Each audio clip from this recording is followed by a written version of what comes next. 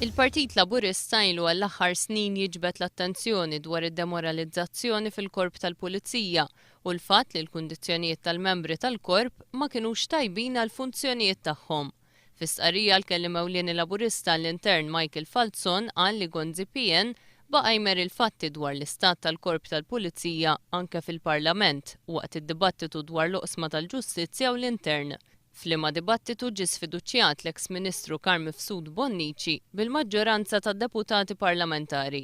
Iżda issa f'mossa tipika ta' opportuniżmu elettorali, Gonzi PN ħabbar titjib flimkien ma' somma ta' darba li se jagħti lill-membri tal-korp.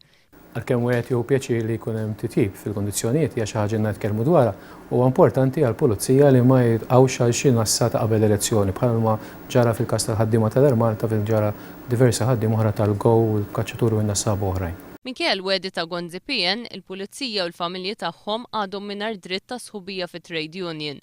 Michael Falzon qal li l-pulizija jridu jkunu jafu għaliex Gonzi PN ħa pożizzjoni kontra li jitħallas l-overtime li għamlu. Il-famuż one-time payment wieħed jitjuq attenzjoni hu jekk huwiex ftit sokkor ta' qabel elezzjoni, jekk huwiex fil-fatt pagament tas-saldu ta' drittijiet kollha li għandha l-Assoċjazzjoni tal-Pulizija fisem il-membri kollha tal-Pulizija l-overtime li għamlu imma li ma tħallsux għalih. Il-Partit Laburista mhux se jintilef fil-logħba ta' wediet elettorali bla pjan tipika tal-politika tal-passat, iżda l-manifest elettorali se jkun ibbażat fuq realiżmu u sostenibilità.